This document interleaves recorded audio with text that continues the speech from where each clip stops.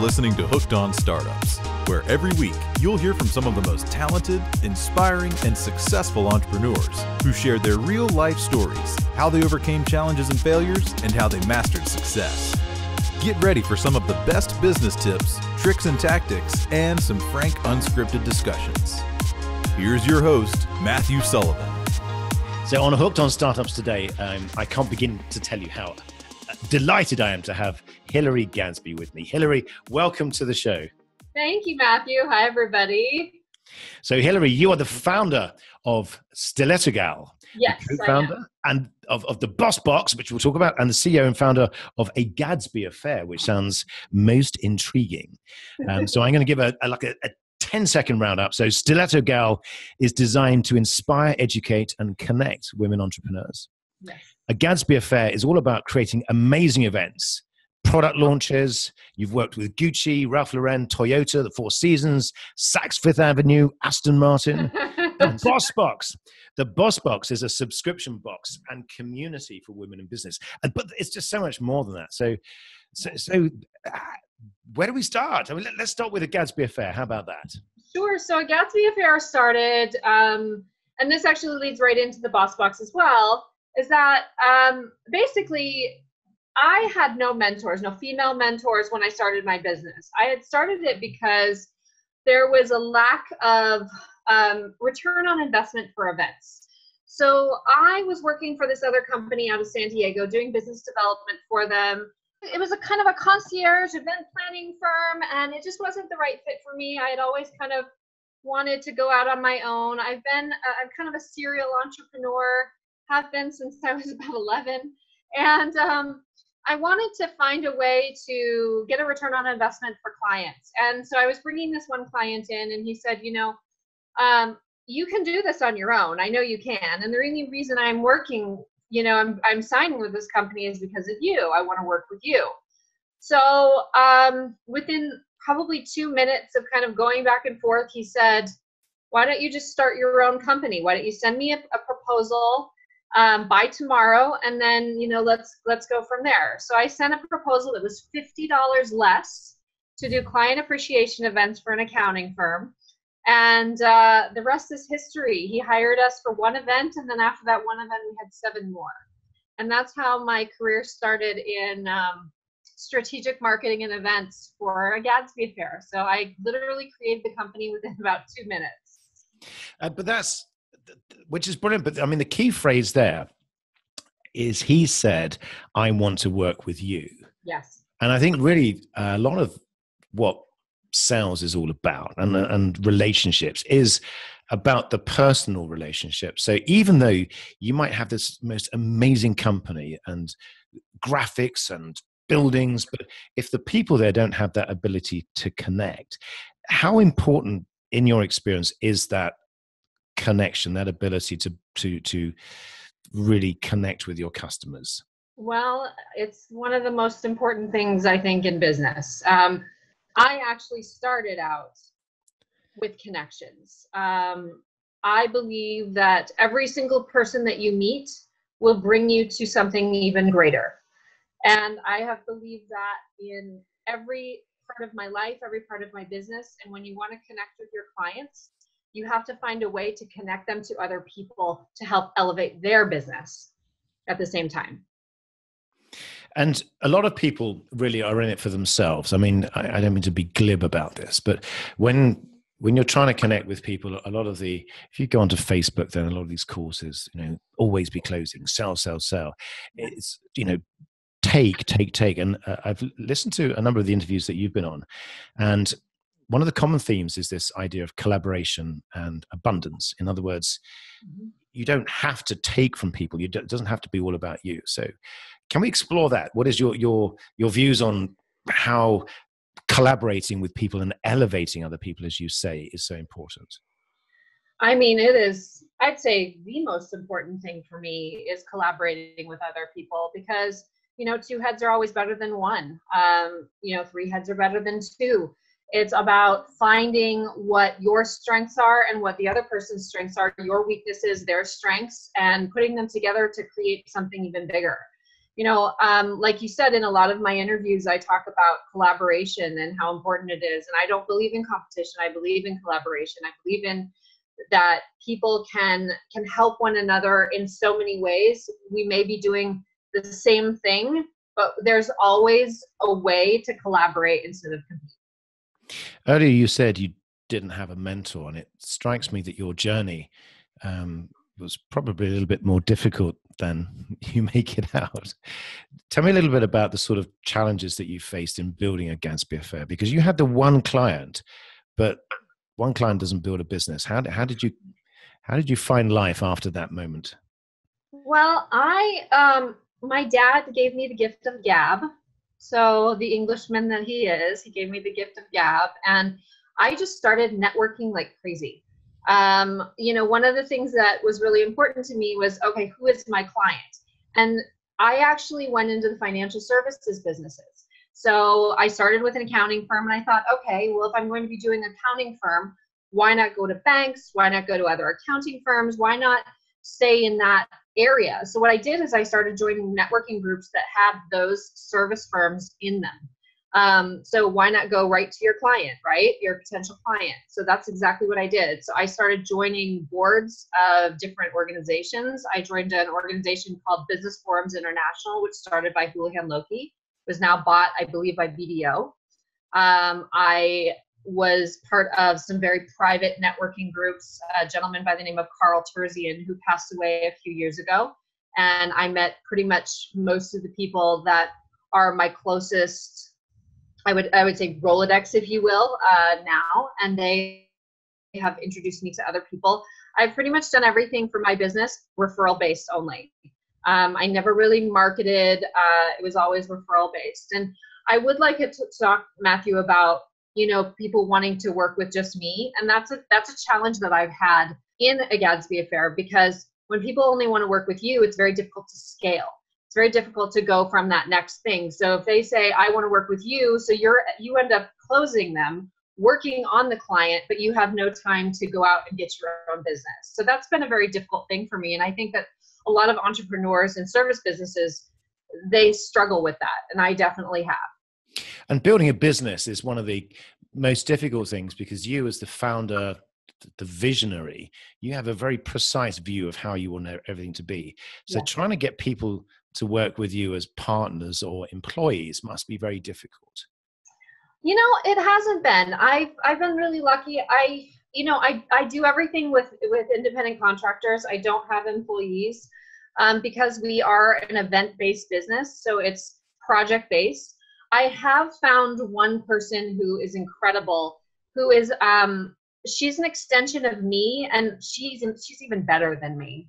And I found her through friends, and then I tried her out, and we started working together, and I mentored her and got her to another level. And that's kind of what I like to do. I like to kind of, have people be mentored by me, work with me, and see how we work together. And trust me, she and I have very differing opinions about things, and we've had, fights on a lot of things, but I really trust her. She's become the most amazing businesswoman, and everything that I do on the event side is with her. Her name is Shanoa Mason, and she's fantastic.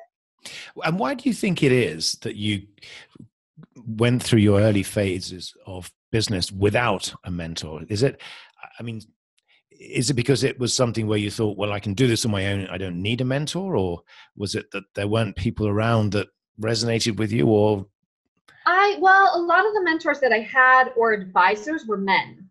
And they weren't necessarily in the same industry as me. They were able to tell me, okay, this is what you need to do to get the next clients. How do you leverage the ones you already have? How do you leverage your connections? But I didn't have female mentors. And I think that maybe things would have been different if I had, but maybe not. Maybe the male energy gave me sort of that fire under me that, took me to another level. I don't know. But the reason why I created Stiletto Gal, why I created the Boss Box, because I wanted to have those female mentors for the next generation. And do you think that it's still very difficult for women entrepreneurs to get their business off the ground, even though, here we are with all of the sort of sexual equality but do you think is it more difficult in your experience to overcome those business hurdles if you're a woman entrepreneur as opposed to, a guy? Yes, I do. And it's in funding. Women still have a really difficult time in funding. And I actually just heard not too long ago a woman who went out for funding, and she's actually a VC, and she was talking to someone who pitched her and said, there's a problem right now because of what's happening in Hollywood with the Harvey Weinsteins and the politicians who are, and actually VCs and investors are afraid to be in a room with a woman because of that. And that was really hard because women are starting businesses at astounding rates. Sure. And we still have problems getting funding with banks, with investors. It's just very, very difficult for us. There are women who are making headway, but it's still very difficult. And do you think those were do you think you were held back, or did it just make you even more determined when you were building A Gadsby Affair? Because you started that company 8 years ago. And I think 8 years ago, it was a very different sort of business landscape to what it is now. So do you think the challenges have increased, or do you think it's become a little bit easier? A little bit easier, a little bit. But my business is, service-based businesses can be very difficult. I started my business when the economy was really tanking, and that was very difficult. But I was actually able to stay in the black for many, many years. I'm still actually. I've been able to, do my business, work on the business, get new clients, and stay kind of where I am for a long time. I have pivoted obviously a little bit. I'm focusing more on other things, but I feel like I'm kind of a hustler. I am a woman, but I do have I have an alpha attitude. So when it comes to business, and I'm known for it, I'm very sort of stoic when it comes to business, and matter of fact. So I just go in, get it done, get done what I need, and then move on. So I think that's helped me a lot. But I also think that a female mentor could have helped me even more to be maybe even softer. And do you think that's really what led you to Stiletto Gal in the first place? That was there a moment where you thought that, almost like a moment of realization, when you thought, hang on a second, it shouldn't be this difficult, and how do I turn that into something where I can start helping other people? Sure. So it was actually a client of mine. I have this yellow peep toe python stiletto that I wear, and I wore them to a client meeting one day.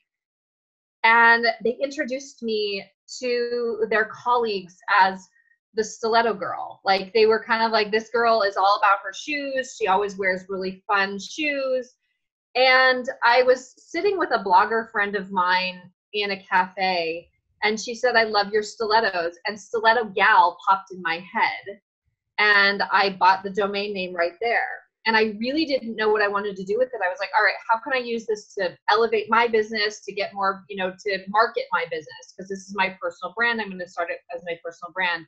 And what came out of it was a day in the life of a woman entrepreneur is told by her shoes. So it was walking a mile in my shoes every single day as a woman entrepreneur. And I wanted to give inspiration to the next generation. And then it turned into a speaker series in 2014. I was approached by the membership director of a private members club in Santa Monica. I was speaking to some Loyola Marymount students. She said, you need to do this. And so we created Secrets of Successful Women Entrepreneurs. And it's been going since 2014. It's now called Boss Talks, but it's a fireside chat between myself and another woman. So it's walking a mile in their shoes as well. And on Stiletto Gal, we have Walk a Mile in Her Shoes every Thursday, where we feature a woman. It's a interview series on StilettoGal.com, where I ask certain questions of, challenges and what their legacy is going to be, and what it's like to be a woman entrepreneur. And do you find is it a challenge to get people to really not so much admit, but to actually really level with you in terms of what their challenges are? Because in some respects, it's tempting when you're on these sort of interviews to say everything's fine, business is brilliant, I'm growing, as opposed to saying, well, look, actually, these are the challenges I'm facing, and to be vulnerable. And do you think that that's something that that Stiletto Gal is enabling people to do, is you're exposing these vulnerabilities and making Yes. people aware of that? So yes, I do. I feel like we have been able to extract that kind of information from entrepreneurs. They are, I don't know whether it's the questions I ask or because I'm easy to talk to. I talk to them as if they were my girlfriend. It's not like an interview kind of thing. It's like they're my girlfriend and we're having a chat. Right. And I feel like it makes them more comfortable to be vulnerable and to say, yeah, it kind of sucks doing this. It can really, you get punched in the gut every 5 seconds. You get a lot of no's. And, I think that's been really good for me. I've been able to get that information out in both the interviews on Stiletto Gal and also the speaker series.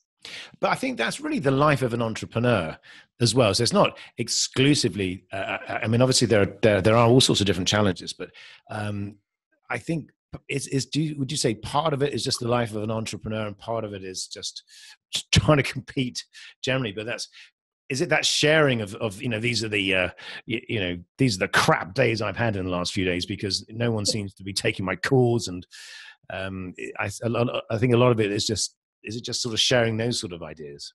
Yeah, I think that it is definitely the life of an entrepreneur. I mean, I don't know if you've ever seen it's been on Instagram or Facebook, and it's this what it's like to be an entrepreneur, and it's like hell yes, and then it's like oh crap, and then it's like hell yes, and then oh crap and hell yes, and it's like the up and down, and that's what it is to be an entrepreneur. You never have like this sort of steady sort of thing. It's not like a corporate job, and you're gonna be like this all the time. And there have been so many people out there who have been extremely successful who have failed miserably, but they're billionaires now. So it's just really, it's that idea, it's how you execute it, it's the right team. I think that even the most successful businesses can have really horrible days, because that's what it is to be an entrepreneur. Yes, I think it is, but also I think it's just that it's finding the drive, because if you can imagine, you've got all these highs and lows. So from your perspective, how did you find the drive with everything that was against you in terms of, not just what you wanted to be and where you wanted to go, but just the sort of business and the sort of brand that you wanted to create? You must have had some moments where you thought, hang on, I was going to say hang up my boots, but I have this vision of these sort of yellow peep-toed stilettos. I'm going to have to Google that later, actually. I'm not but were there moments when you thought, hang on, this is just too difficult? Oh yes, many times. When you're not sure if your next red check's going to come and what are you going to do? And it's really interesting what the universe brings you when you ask for it, though. Whether it's God, universe. I've had so many things where people have tried to steal my business ideas, to, bad partners, to really bad clients. It's just, yes, I've gotten burnout. I've gotten to the point where I was like, I don't want to do this anymore. And then something new invigorates me. I think it's kind of a combination between the people in your circle, the clients that you have, that kind of just to reinvigorate you to keep going. I think it's not just yourself, it's other people that need to help you do that.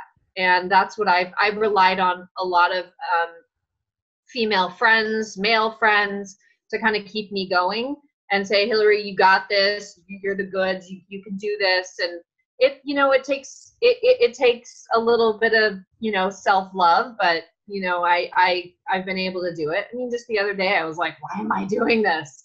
But what I have now is a brand new startup. So it's tough, and it's in a business that I've never done before. Product and e-commerce are so foreign to me. And if we can talk about that for a moment, because this is the Boss Box. Yes. And which is it's an amazing idea, because it's a combination of, I suppose, it's learning, which is very much in the digital space, but with stuff. So is this sort of, you know what I mean? So is this, it's a combination of mentoring and guidance and teaching, but with really cool stuff that turns up in a box. Exactly. Well, what we want to do is, women love products. They love beauty. They love fashion.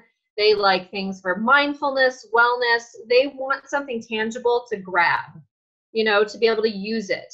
And we wanted to combine both the digital aspect and also the product aspect together. And we created our Boss Box here. This is our little quarterly box that you get.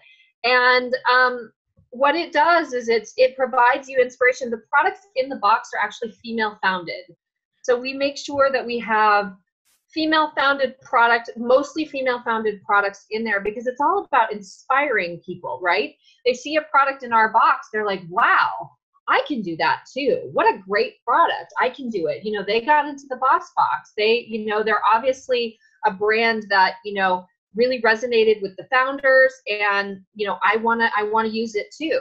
And then we partnered with Dale Carnegie of Greater Los Angeles, Ventura County, and created the Boss Box Academy series, which is a booklet that all our subscribers get. It's about this big. It's 25 pages, and it has different lessons in it. The first box that we launched in July, shipped in September. That one was all about, getting to what you want to do. So it had time management. It had your mission statement to reality. It had the Pareto principle, the 80-20 rule.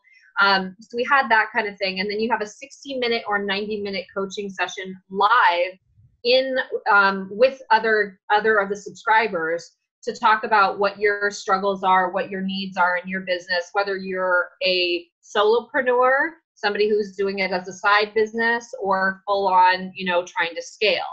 So we cater to both entrepreneurial women as well as corporate women. It's, leveling up in your career or leveling up in your business. That's what the Boss Box is here to do. And then also provide you the products that inspire you and help you along the way. And do you find that you're creating almost a movement where you're attracting the sort of people that you didn't have at the beginning of your entrepreneurial career? So it's not just about yes. Is that something that you think is happening now? I do believe that it's happening, yes. I mean, it's something I started with Stiletto Gal. I believe that it's a movement was created with the speaker series. We have 85 to 100 women every single time. It's just been really great and inspiring these women. And that's where the Boss Box came into play, is that I wanted to create a toolkit for these women. So, it's for them to be part of a community that they can help one another. Our job with this box is not only to help create new businesses, but it's also to get women to collaborate with each other instead of compete. It's how they do business differently. That's my goal for the Boss Box. My other co-founders have, something else, but this is my goal for the Boss Box. And I'd love to question you more on something you just said. Do you think women do business differently? Yes, I do. I do think we do business differently. I feel like we have a lot more passion with something. Especially I do. I feel like there's a lot more passion when it comes to your business. I also feel like our businesses are like our children. Yeah. Men, it's very different. I think we get very attached to our businesses more so than men. And sometimes that can be good, and sometimes it can't be. But I mean, there are a lot of women starting businesses and doing very, very well. So we have some sort of secret sauce, right? But do you think also, aside from the attachment to your business, as it were, just in the way that you interact with people with your business. Mm-hmm. Because I think a lot of entrepreneurs, a lot of founders have that passion, because that's what you need, that passion, that vision. That's what sort of drives you through those dark winter mornings. Mm-hmm. But you talked earlier about collaboration. Do you think it's the community that you're building? Do you find it is more, is there a quantum difference, as it were, with this community that you're building in terms of how the flow of information and ideas moves around? Yes, I do. I mean, I think it's very, I was actually on the first training call, and these women were extremely vulnerable with each other. And I think that that's something that we bring to the table. And it's so important when you are creating a community, you have to be vulnerable with them. You have to show them that you can be just as vulnerable as they are to get them to open up. So I've opened up a lot more since I've started this, and letting people know the challenges and the difficulties that I've had in all of my businesses. And so we have you've got the three sort of businesses, but I suppose would you describe Stiletto Gal as a business or more of a media platform? Media platform. I actually, the Stiletto Gal is actually now pretty much the Boss Box. So we're kind of rolling all of that in. I'm still Stiletto Gal as a personality, and I'll still do content, but the Boss Box is really where that's moving. And again, it's really, but what is the key thing? So what is the key point that you think that you deliver in this? Is it mentoring? Is it just the feeling that there are other people out there like you trying to build a business? Yes, we are providing tools to thrive, to help you along the way. We've been there, done that. And we're here to help you get out of, uncertainty, the difficulty of being an entrepreneur, inspire you to see what other women can do. We are there to help scale your business. It's so many different things. I believe that we are bringing leadership into these boxes. Every single box has a boss in it. So we feature a woman who has kind of really either exited her company or has been so successful. Our second box, which launched about a week ago, that one is Tina Aldatz, who founded Foot Pedals, which was sold for millions of dollars a few years ago. And now she has a company called Savvy Travelers. So she's all about giving her tips on how to be a boss, what it takes to be a boss. And her business partner, Margie Flores, she's also in there. So we have two bosses in the second box, and they're all about giving those ideas and the mentorship. And we have a mentorship platform that we're building as well, where certain members will have access to them. So it's all about access, community, and tools to thrive. And do you think this is more of a calling for you? So is it because I've seen this in many successful people, when you get to a certain point of success and you just feel like I can just keep doing this and it'll just get bigger and bigger, but so what? It doesn't feed my soul. Was this a gradual thing, or was it a moment of discovery, or did you just have this feeling sort of growing inside you that this is something you needed to do? It's something I needed to do. I didn't really realize it until, what feeds my soul so much is when people come up to me and say, because of you, this happened for me. My first speaker series, a woman came and she got funded by my speaker. She sent her deck to this person, and she got funded. She got her first round of funding from this woman. We've had business relationships created from the speaker series. We've had, and it's really all about that for me. It's like I've done something to change someone's life. And so, yes, I do believe that this is a calling, and I feel so alive when I'm up there on stage with another woman, having that conversation about what she's done and what and what she could do. It's just, it makes me so excited and so passionate about what I'm doing. And I believe that this is where I'm supposed to be. And do you find that, do you feel that over time there will be more of you in the Boss Box? Because at the moment you have the Dale Carnegie, sort of the academy, which is powered by other people. But do you think over time that you'll have more and more of your sort of heart and soul, that you'll be able to articulate your journey and it'll become much more of you rather than a collection of other people's works, as it were? I think it will be a combination of both. And that's sounds like there's something on the horizon that I've just touched that shall remain secret. No, it's coming. It's coming. We're in the middle of putting it together. There's going to be an entire back end of this that's going to be pretty amazing. Because you see, and again, we mentioned this earlier, but on Facebook, or anywhere you go, there's, every third scroll moment is someone saying, I had the cure for this, I have the answer to that, click here to find out how to make $1 billion in 13.3 seconds. Yes. And how do you compete against that? I'm not looking to compete against them, and I don't have all the answers, and neither do my co-founders. We just want to help other people move forward in the way that is best for them. I don't feel like, these people, I'm going to bring you $1 million. That's not what we're saying. We're not here to say we're going to bring you $1 million.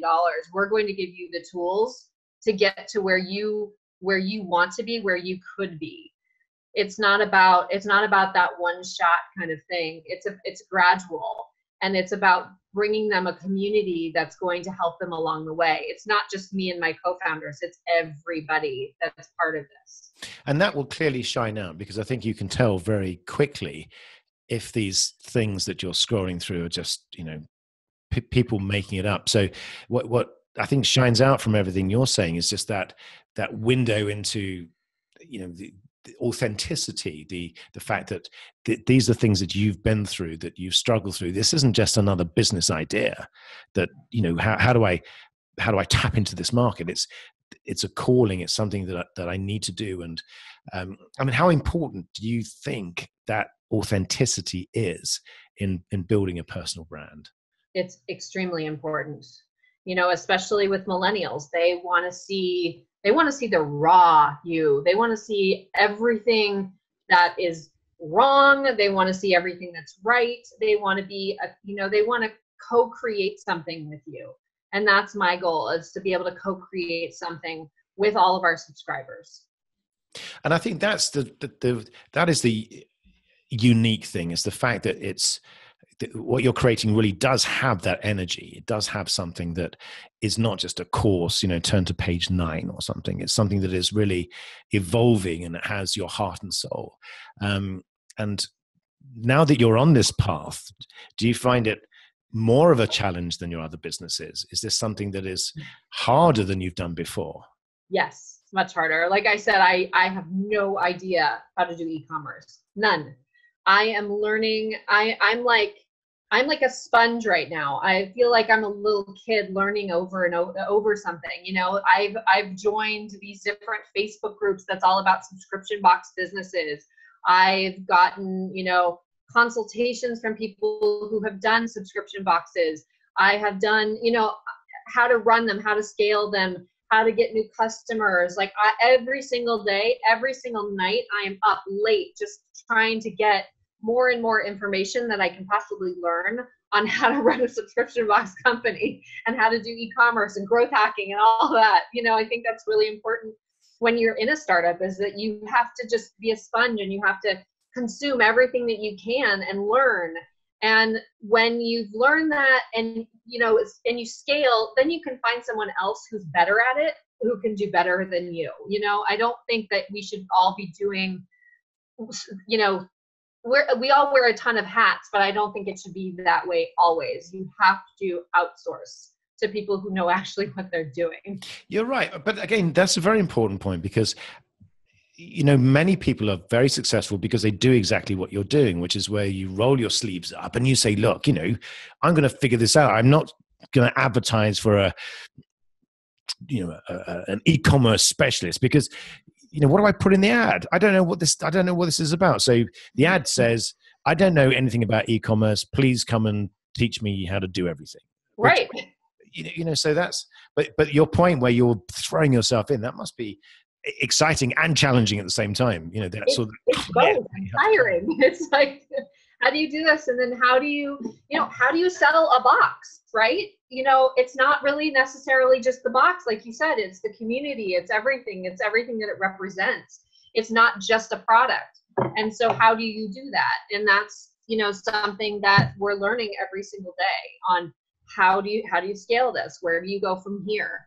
It has to be yours though, doesn't it? The important thing is that and e-commerce is really, it's a number of different things, but the communication method, the whole, what is the essence behind Boss Box? That's all.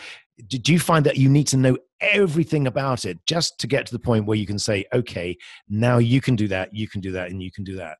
No, I don't think you need to know everything about it. I think that there are little tidbits of information that you need to know before you purchase this. I mean, for you to run the business. I mean, do you feel that before you're in a position to start building your team, you really should be, Yeah. Oh, absolutely. I mean, I want to know every aspect of this business from the fulfillment stage. I mean, you saw my apartment earlier. It's like there are boxes piled and piled up. I live in my warehouse basically. I think that, and I don't mind it. I actually love it because I know that I'm building something pretty amazing.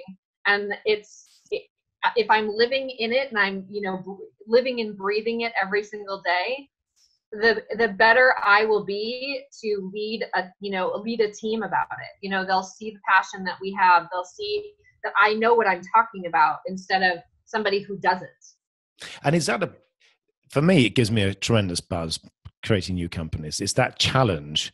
And you're sort of saying to yourself, okay, so how good are you really to yourself? You're setting yourself these challenges. Mm-hmm. And do you sort of get that same buzz now? Because this is your third, fourth business. And is it still there? It's still there, especially with this one. I think this one is the most exciting that I have ever done. I really, I love it. Especially that call that I was on, the training call with our coach and the subscribers. They're just so excited and they're like, I love my box and, I love everything and I can't, this is exactly what I needed. This training, I didn't realize I needed it. Now I know I needed it. And it's just, it makes me feel so excited for these women who are buying it. And I get such a high off of doing this. I don't know where it comes from. It's just there. Yeah, I think it's the fact that you've found a real problem, yes, and you've created a solution for it, and people are saying this is exactly what I need. But then I guess there's that oh my God moment where what have I got? What have I done? So then you think I can't let these people down. It's got to be better. So then there's that whole sort of pressure you put on yourself. There is a lot of pressure that we put on ourselves. We definitely want it to be, better and better and better and better. We have some amazing bosses who are going to be in the next boxes and and products. This second box is all about money and abundance because, it shifts in January. So it's all about the new year, getting your finances in order for your business, for your life, etc. And it's very exciting. The third one is all about, doing things for yourself and the mindfulness and wellness. And, it's trying to create, you have to kind of look at it and say, okay, well, what is it that I need for me? Yeah. And then translate it to the subscriber. And do you find yourself sort of saying, when you get this really amazing nugget of information from one of your bosses, as it were, or maybe you're talking to her on the phone or meeting her and she says something and you go, wow, that's fantastic. Do you find yourself just nodding, going, yeah, I knew that? And then you sort of put that in your mind and go, God, that's brilliant. The fact that you're finding all this amazing information from these people and you find you're growing as well. Just so it's all like is it that sort of Oh, absolutely. I mean, Wonderful I years. don't feel like I know everything at all. I think that I'm still learning. And, I just turned 40 and I'm still learning. I'm still learning everything that I need to know. And these women have so much wisdom when it comes to business, especially Tina and Margie. They have been through a lot. And, one thing I love about them is that they're partners. And Yes. I will say women and partners is hard. Yeah. I've had so many partners that have just not worked out. And, they have been able to stay together for so many years, from foot pedals to now savvy travelers. It's incredible. And what is that secret sauce, right? And I want to know it. I want to know how, my co-founders and I can do better for ourselves as partners, and how we can translate that to others. I think that's so important. Yeah, I think the only problem is that if I was a subscriber to the Boss Box, I would hate having to wait 3 months for the next one. Well, How are you going to fix that? Because you're going to get people phoning you up saying, okay, how much for the next one? I'll pay double or triple or something. well, it takes time to curate them, obviously, and so we're curating the third box right now, and also the fourth, and so we didn't want to do something every month because, quite honestly, curating is a lot of work, and doing something every month. There are other boxes out there that are kind of similar that do every month.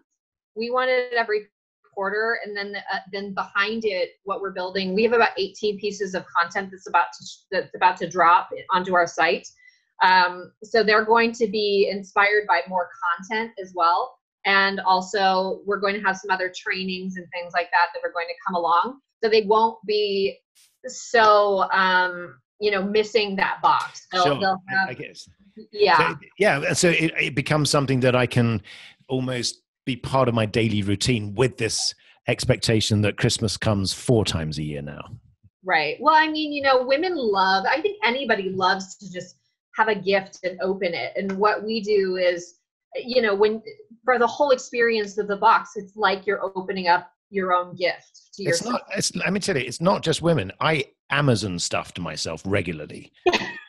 just for the hell of going, oh, look, there's a box for me. I wonder what that is. I mean, I know what it is, but Yeah, I agree. I think it's everybody. I think, it's that sort of psychological thing. It's like, oh my gosh, I have a gift for myself. I get to open it, and what's inside, and it's exciting. So I think that's where selective memory becomes really useful. Yeah. Oh, look, surprise.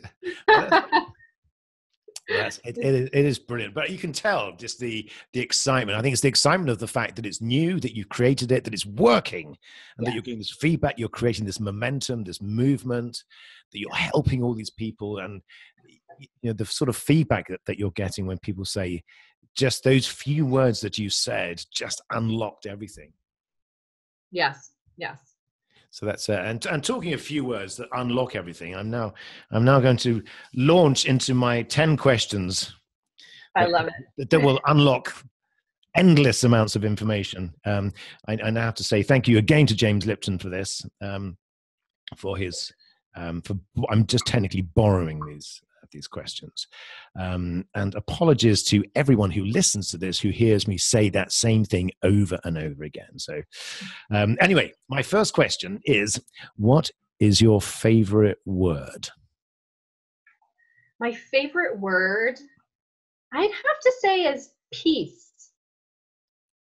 As in the opposite of war? Peaceful.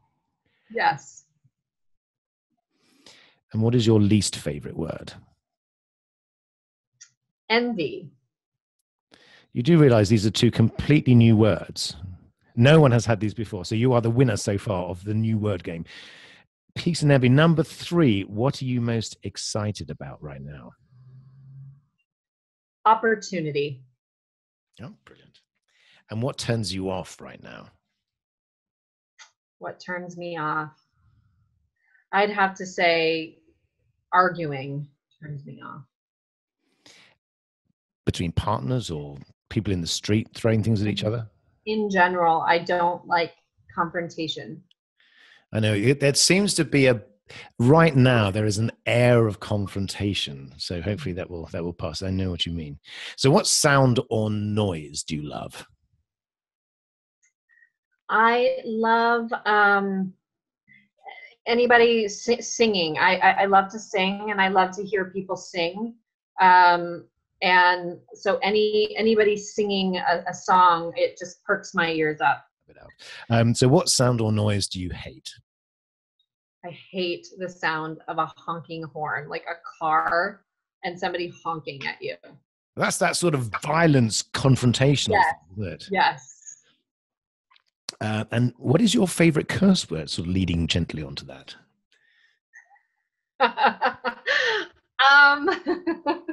Actually, it's something the English say. Bloody hell. And do people understand exactly how powerful that is? No. I mean, it sounds very innocuous, but the weight of those two words have destroyed nations. Mm-hmm. So we shall share that. I mean, we shall. This is all about educating our listeners and viewers here. So exactly. It's a shame we can't trademark it. Actually, yeah. Get some sort of payment for it. Anyway, so what profession other than your own would you like to attempt? Gosh, that's a hard one. I don't know. Maybe politics. That's really easy. Come on, you can see who's doing it now. It can't be that hard. No, you're right. Sorry. And what profession would you not like to attempt? I don't know if I would ever want to be a teacher, like a public school teacher, especially because they have so little resources. And I guess you're in that business now, so you're teaching now, and so you're beginning to see just how challenging that is, I guess. Yes.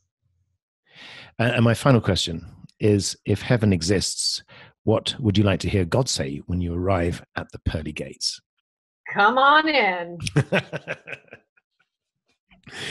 That's fantastic. Hillary, thank you for being such a brilliant guest. My final question is, how do people find out more about you and what you're doing with Stiletto Gal and the Boss Box? Sure. So my social media, you can always see what I do. I post pretty much every day. It's the Stiletto Gal, TheStilettoGal on Instagram, Twitter, and Facebook. And then for the Boss Box, we are thebossbox.com. And we're the Boss Box official on all social media handles. Fantastic. That's brilliant. Good. Well, I'll put all those links in the show notes. Hillary, thanks again for being such a brilliant guest. And, I can't wait to follow your progress and, hopefully get you back on the show at some point in the future. I would love that. Thank you so much, Matthew.